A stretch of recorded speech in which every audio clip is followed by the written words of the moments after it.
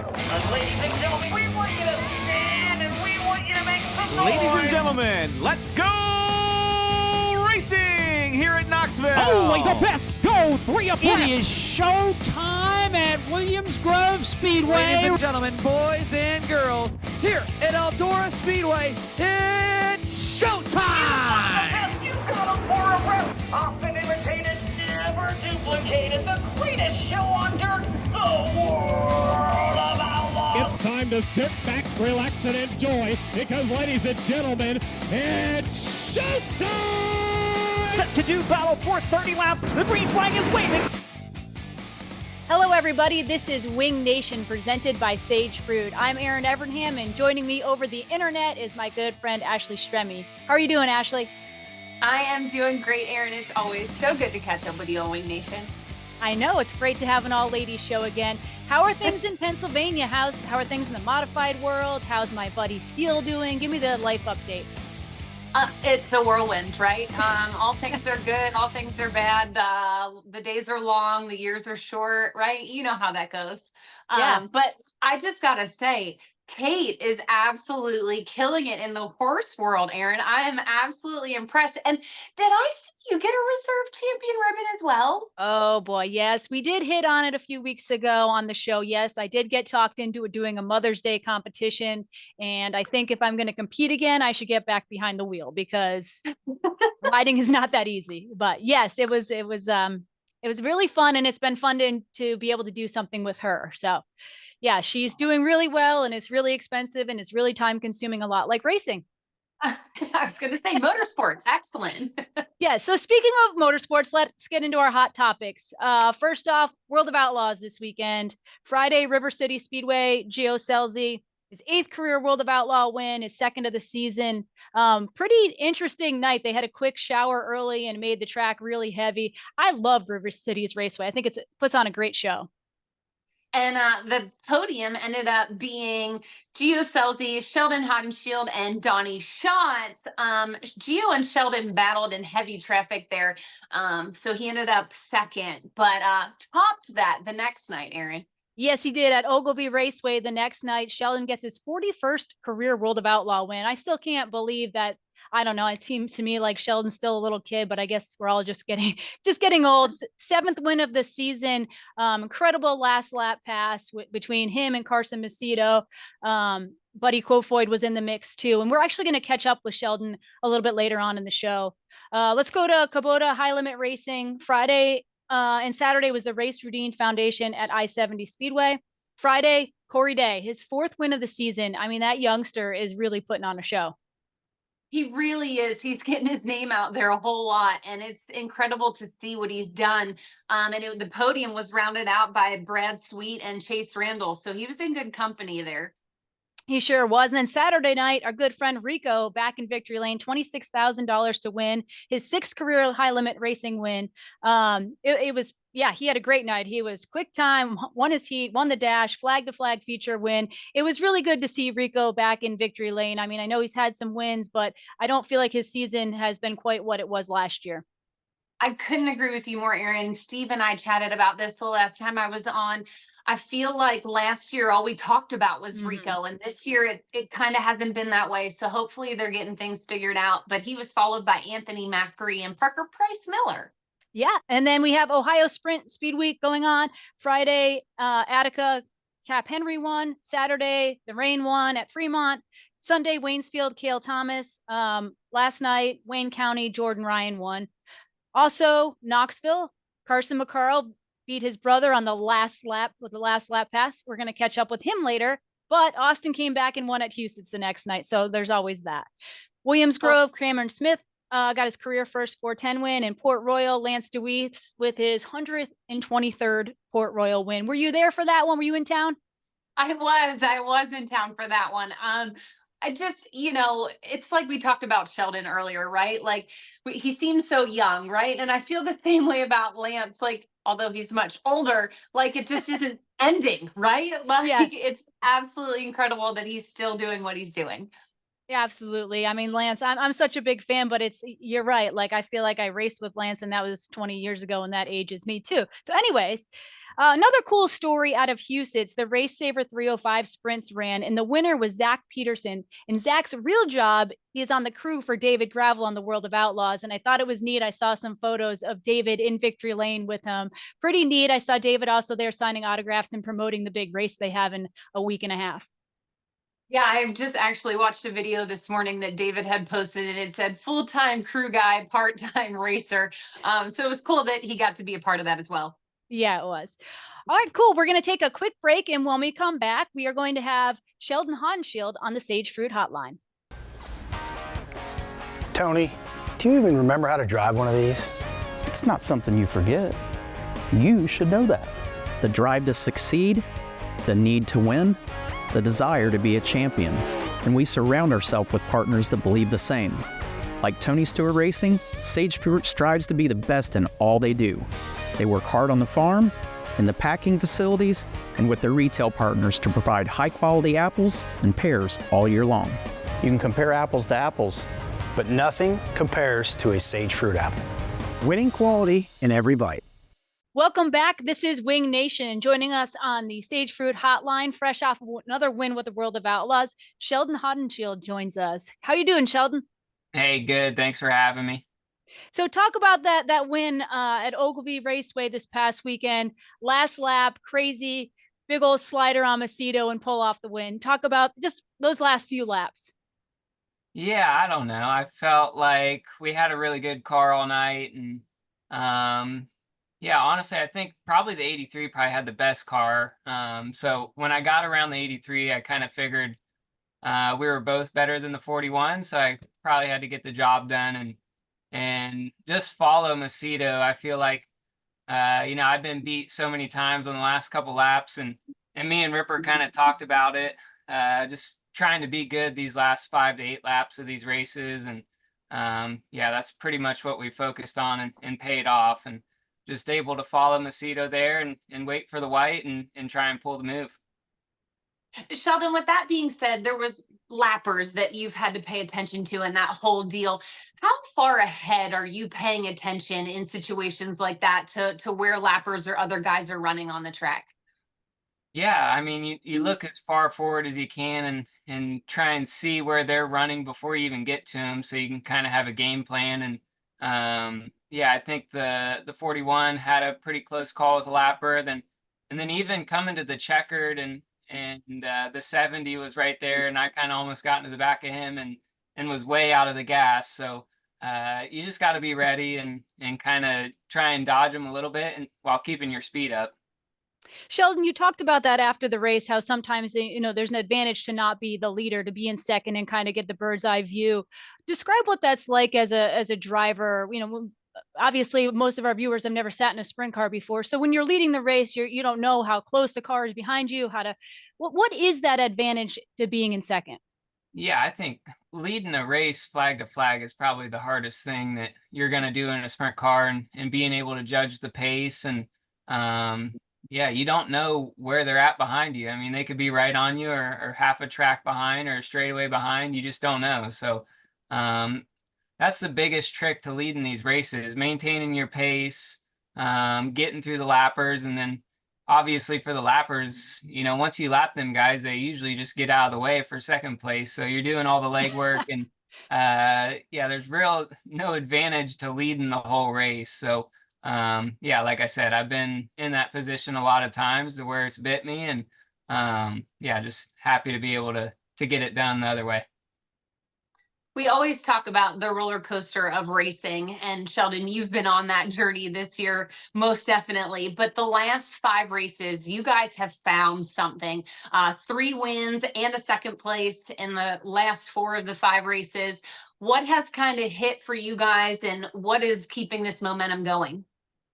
Yeah, I mean, we just had a team meeting on Monday, and our car owners are asking the same thing. And honestly, I don't think we've found anything. I think if you look back the whole year, we've probably been a top 3 car all year. And I've made mistakes and we've blown engines. So when you blow 3 engines and you crash 3 times leading and you have 6 DNFs, people are not really going to talk about you, and they're only going to talk about your bad. So I think anybody else, I think all our competitors know that we're one of the fastest cars and we can win any night. So, for me and Ripper, that's what we focus on, and just kind of go from there. Sheldon, talking about that momentum and running so well lately, how nice is it knowing that the season, yes, we're part of the way through it, but we're about to head into some big money races. You're going to Knoxville this weekend. You got the Houston's High Banks next week. How important is it to have that momentum on your side? Yeah, definitely important. Kind of after the start of our season, our mindset can change a little bit on just winning these races. And honestly, it's kind of an advantage because, you got the 2 and the 41 and the 15 points racing, and we're kind of go for it mode. So for me as a driver, that's great. And, I know like Houston's isn't a points race, and but it's still hard to get that out of your mind, even in the moment. I remember when we won the High Bank race, I think we were pretty close in the points, and I was kind of cruising around. And once I realized it wasn't a points race and you could kind of send it, everything changed. So, I think we're in a good spot right now to win races. I love it. I want to talk about that a little bit because you're becoming a veteran now, almost a decade on the road on the tour, which is crazy to think about. But that being said, these 8 years now you've been on the tour. Do you approach things differently now because you kind of know where you're going, what you're getting into, when the stretches get hard? Is there a different feeling now? Yeah, for sure. I think when you first get out here, it's all so much, and just trying to get to the races is like the biggest job. And now after just doing it for 7-8 years and just have that part figured out, it's way easier to focus on the racing, and obviously being to all these tracks a lot of times, and being able to win at a lot of them just takes the stress off, and know that you're able to do it. And obviously having a good team and race car and all that plays into it. And I would definitely say I approach it different. And even my racing, I feel like, sometimes it might not look like it, but I do feel like I race different than when I started. Yeah, for sure. Sheldon, I want to talk about kind of the season overall. Now that we're into the summer months, what has it been like having 2 national series? I mean, it seems like the depth of both might not be as deep as it was with just the World of Outlaws last year, but it seems like to win with either of these series, it's as tough as it's ever been. Yeah, I mean, it bums me out, honestly. I want to race all the best guys all the time, but obviously I think we got 5 race cars over here and they got 5 race cars over there that are all really good. So for a fan aspect, I guess they're getting to see a little bit different, but honestly, it bums me out. I wish we were all together all the time. And I think we'll get back to that. But I think it is good though to have a little bit of a rivalry maybe now coming into Houston's and Knoxville and Eldora. We want to beat them, and they want to beat us, so it's all good. All right. So obviously that's the racing side. I love to talk about lifestyle. Obviously motorhome life. How are the girls? How's Zan and Pella doing? What's Zan coming out with now? Oh, Raceway. Let's chat about that too. Talk about that a little bit and what that's been like and what kind of stir that up to make you guys start Raceway. Race ready. Race ready. Sorry. All good. The girls are good.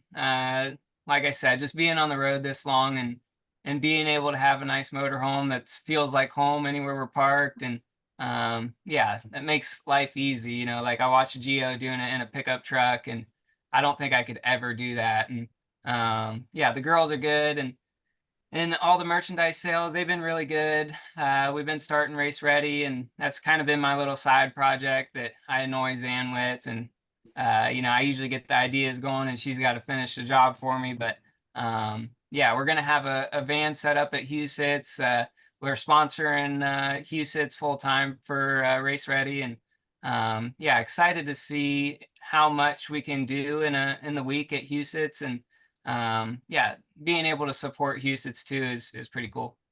That's awesome. Sheldon, last question. You guys are headed to Knoxville. I guess it's a preview for the Nationals. Have you watched a lot of any of the video or any of the racing at Knoxville this year? It seems like track prep has been on it. What are your thoughts going into this weekend?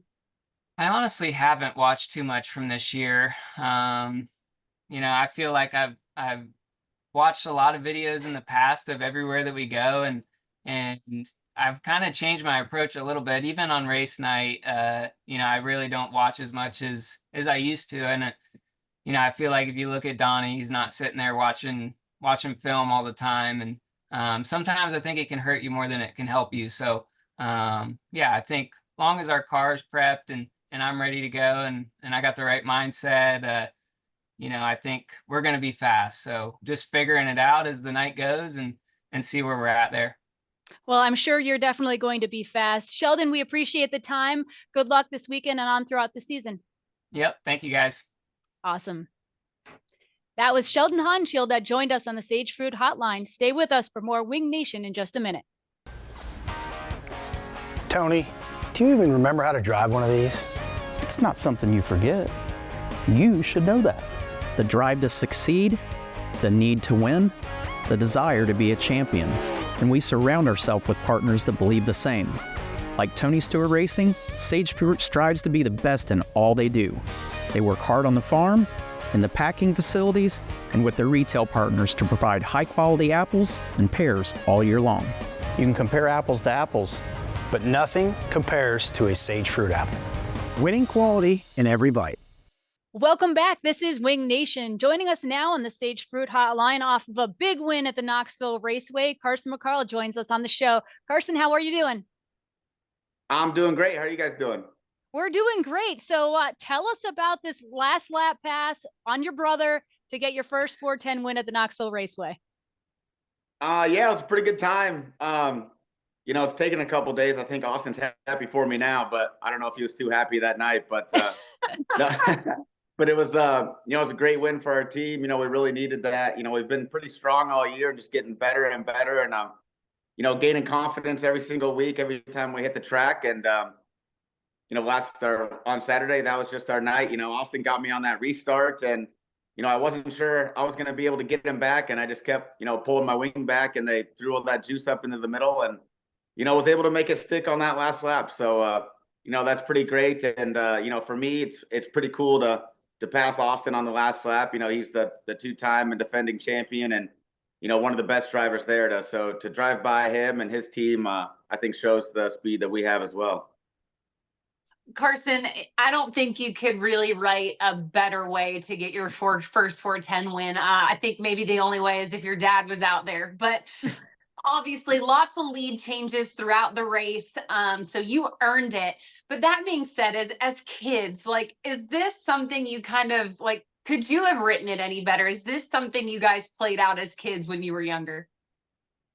I just, driving by my dad or, Daniel Osowski or something like that would have been pretty cool too. But no, it's something I've been dreaming about my whole life, to get a 410 win at Knoxville. I've been going there since I was, 4 years old. So, even since I was 4 weeks old. So, to finally get my name on that list, with my dad and my grandpa Leonard and Austin is, something I'll never forget.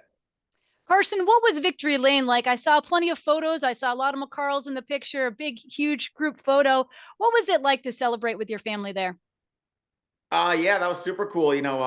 All my family and friends and, a bunch of our partners and sponsors were there. So, couldn't have happened on a better night. And I don't know how they got down to the Victory Lane so fast. They beat me there. They were there before I even got off the scales. So I'm not sure what fence they had to jump to get down there so fast, but to be, surrounded by, I got a really great group of people behind me, not just my partners and my sponsors, but, my crew and everything like that. So, to have those guys there, really means a lot. I love the dip and kiss that you always give Peyton in Victory Lane. It kind of reminds me of your dad, except he's kissing random people usually. It's true. But I'm curious, was there any words that your dad kind of shared with you in the moment that you'd be willing to share? Because I'm sure it was a huge deal for him as well. He was super pumped and, super proud of me. And, he probably had a little mixed emotions, didn't know how hard to cheer, since I was, driving by his other son too. So, but no, he was super pumped, super proud of me. And, he's given me a ton of advice, throughout the years. And, I couldn't do it without those guys. My dad and Austin both have really been helping me in the shop this season and getting my car as good as it possibly can be. And, to have those types of guys in your corner, definitely makes it a lot easier. So, no crazy inspirational quotes or anything like that. He just gave me a big hug and told me he was proud of me. And, hopefully we can come out and do it again this weekend with the Outlaws. That'd be pretty cool too. Carson, I think you mentioned in Victory Lane that you thought something was going on with the engine. I wanted to ask you about that, but more importantly, this is a team that you run on your own. How difficult is it in this day and age to run your own team, a 410 sprint car team, and to just what it means to win a big race like that and have it all pay off? Yeah, it gets tougher and tougher. Every day, tires are getting extremely expensive. Motors are $70,000 these days, and everything is just through the roof. So yeah, it's probably doesn't make the greatest financial sense to run a $70,000 engine to the ground to win 6,000, but these opportunities just don't come every day, and I was willing to do that. And unfortunately, I think we did hurt it. I went through everything Sunday morning and we went up to Huset's, and yeah, I think I'm not exactly sure what it is, but something's going a little bit wrong. So we'll send that off to Pennsylvania to Ryder. But I mean, that just shows how strong Ryder Engines is. The thing was probably blowing up on me and we were still able to get the win. But yeah, I definitely don't have the biggest budget in the pits by any means, but I try to spend my money, our sponsorship dollars as smart as I can. And this day and age, that's basically, motors. They don't call this chassis sports, it's motorsports. So, especially racing at Knoxville on a big half mile against these guys, even on the local deal, at Knoxville, the top teams, they got serious budgets and, way bigger than ours. So to be able to beat those guys, means a lot. And, hopefully we can stay strong and be up there with those guys the rest of the season. You mentioned that the World of Outlaws coming into town this weekend. Obviously, when the big guns come to town, everybody kind of gets a little nervous, but you have so many laps there. Is there kind of a way you put it in your mind that it's just another race? Yeah, pretty much. These days it's all about qualifying. So if you can get qualified well and, get the car right, you'll be fine. I always say, my biggest competitor is the racetrack. And, just if I can get my car on top of the racetrack and, make good laps and, have a good engine underneath me, then it's kind of just up to me. The competition, doesn't really worry me too much, but it's going to be super tough this weekend because I think the high limit guys are off this weekend too.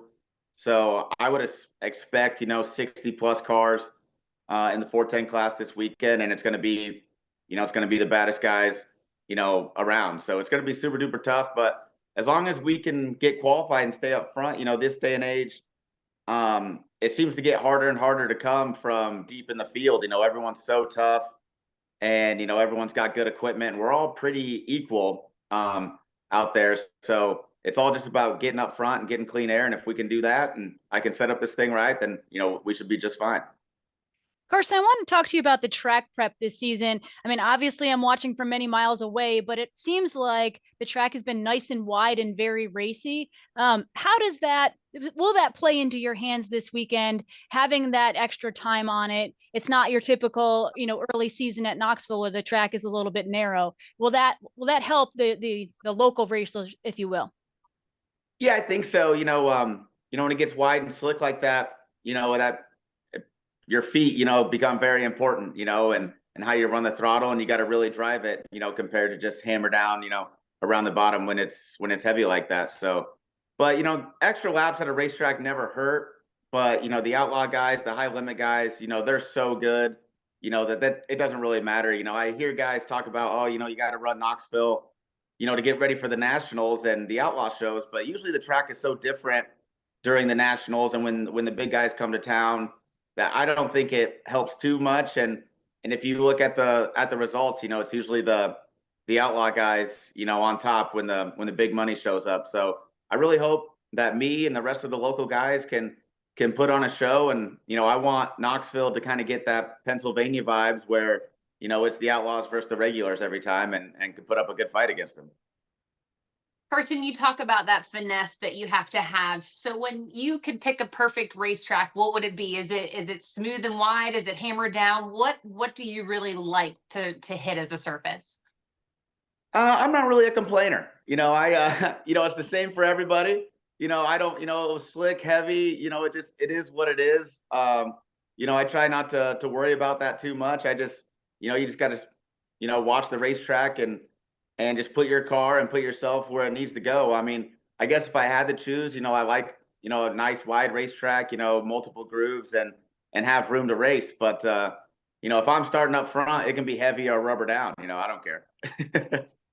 Well, Carson, we wish you the best of luck with the World of Outlaws this weekend and on throughout the season. Congratulations again on the big win. Awesome. Thank you. And thank you guys for having me. There a few years ago, I was kind of like a friend of the show, frequent flyer on the show. And I was so pumped that when I got the text to be on the show today. So hopefully can keep this going, maybe do the live episode at the Nationals and, get back on Wing Nation quite a bit. That's always a good sign. Absolutely. Keep getting to victory lane and we'll keep having you on the show. Awesome. Thanks, guys. Appreciate it. That was Carson McCarl, who joined us on the Sage Fruit Hotline. More Wing Nation in just a moment. Tony, do you even remember how to drive one of these? It's not something you forget. You should know that. The drive to succeed, the need to win, the desire to be a champion. And we surround ourselves with partners that believe the same. Like Tony Stewart Racing, Sage Fruit strives to be the best in all they do. They work hard on the farm, in the packing facilities, and with their retail partners to provide high-quality apples and pears all year long. You can compare apples to apples, but nothing compares to a Sage Fruit apple. Winning quality in every bite. Welcome back to Wing Nation. This past week, Steve Post, who is not here this week, obviously ladies show, he's on assignment. He was able to catch up with Cam Waters, who is an Australian sprint car driver who's here in the US running some NASCAR races, but he has a love and appreciation for sprint cars and is doing a little bit in Australia. Here's the interview. One of the big stories in NASCAR racing has been the influx of Australian racers. Shane Van Gisbergen came over, won the race at Chicagoland. Or Chicago road course last year. And one of the drivers that's come over this year is Cam Waters. And Cam ran in the Truck Series race at Martinsville, ran in the Truck Series race at Kansas, and joins us here now in studio for Wing Nation. So, Cam, first off, just big picture, why the move to the States? Why the interest in NASCAR racing before we talk about sprint cars, of course? Yeah, there's probably two things I need to dive into: sprint cars. I do a bit of sprint cars back home, and sure. and ovals, and I love kind of oval racing, so I wanted to come over here and do a bit of oval racing. So that's kind of why I did the truck racing. That was a massive experience for me. So cool, absolutely loved it. But yeah, very different to what we race back home, and that's kind of led us into kind of doing the Sonoma thing, which is a road course, and to drive a cup car, which is close to a supercar back home. That's kind of where the interest come, but.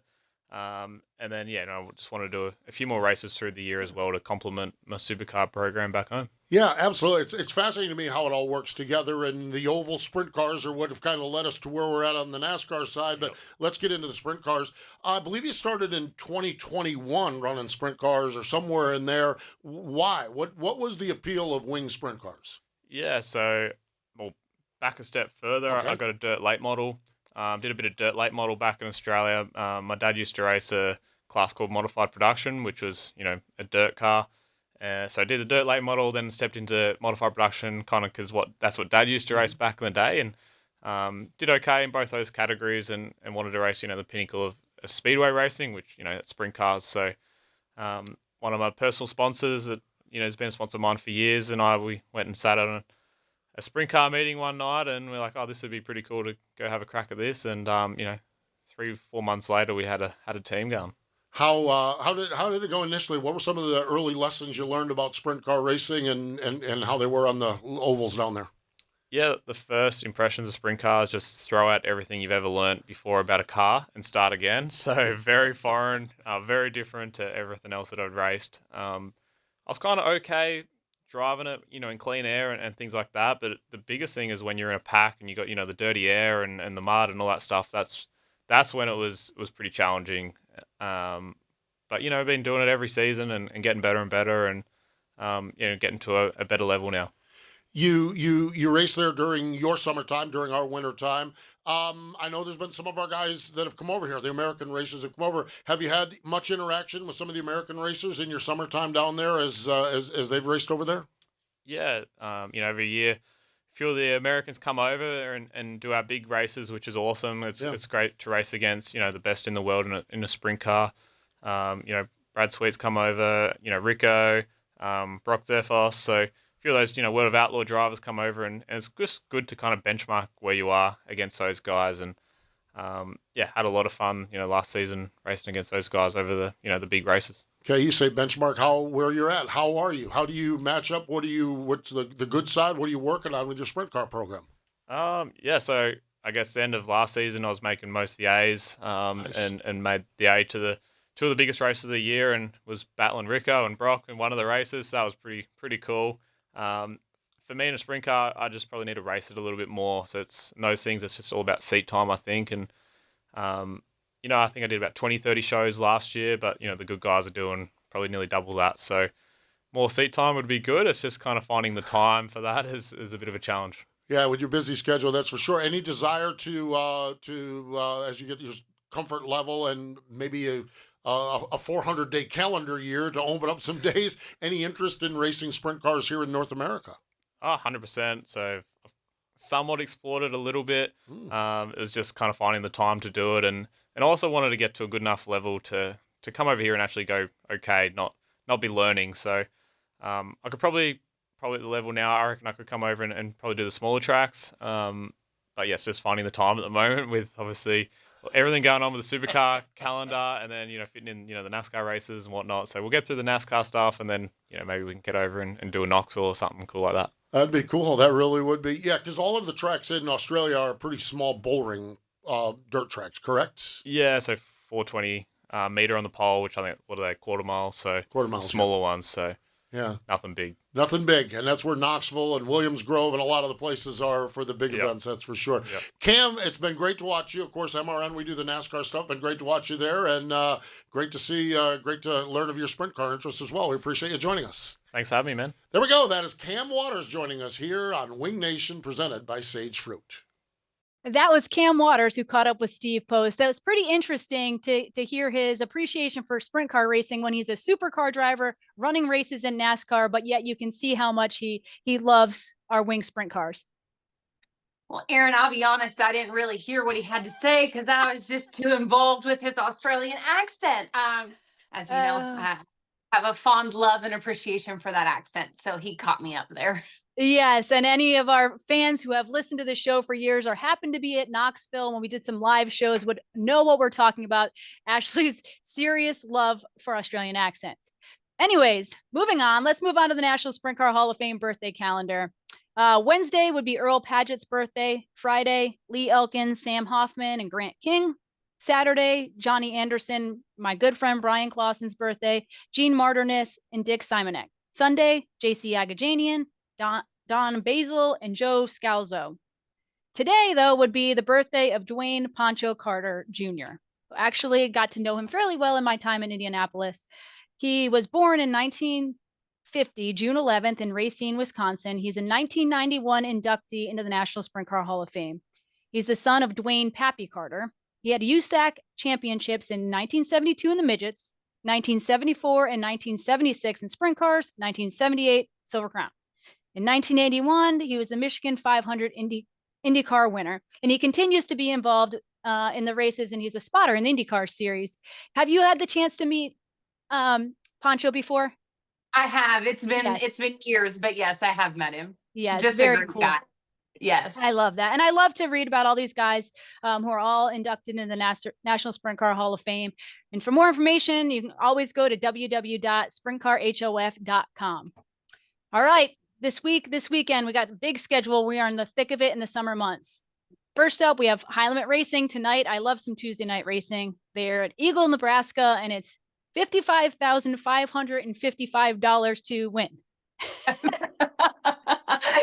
It's going to be awesome. High limit racing this year. I love the midweek stuff, right? Because there's nothing else going on. So, you can always turn on Flow to watch something. Yep. Speaking of midweek, we had the ASCS National Speed Week tonight. They're at Texarkana, Arkansas. Thursday, Creek County Speedway in Sapulpa, Oklahoma. Have to say it like that for Steve. Friday, they're at Arrowhead Speedway in Oklahoma. Saturday, Tri-State Speedway, Oklahoma. Got some racing on the West Coast. Yep. Oh, sorry. I was just going to kick it off. The Narc and the King of the West, the fastest spots. What is up with the fives? The fastest 5 days in motorsports. Say that 3 times fast. Wednesday, Southern Oregon Speedway. Thursday, Douglas County Dirt Track. Friday, over to Cottage Grove Speedway. Saturday, Willamette Speedway. And Sunday, Grays Harbor. Yep. And then we still have Ohio Speed Week continuing on. Tonight, they're at Hilltop. Wednesday, Sharon Speedway. Thursday, Muskegon County Speedway. Friday, Millstream and Atomic. They have a 10,000 to win on Saturday night.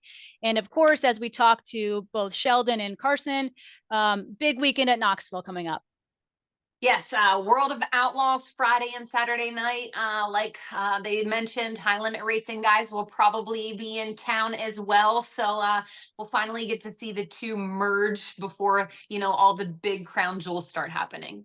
Yes, I think this is going to be a big preview of things to come. So great show. Thank you so much, Ashley. Thank you to our guests, Sheldon and Carson, for being on the show. And make sure you follow us on Twitter, Facebook, YouTube page, all the social media things.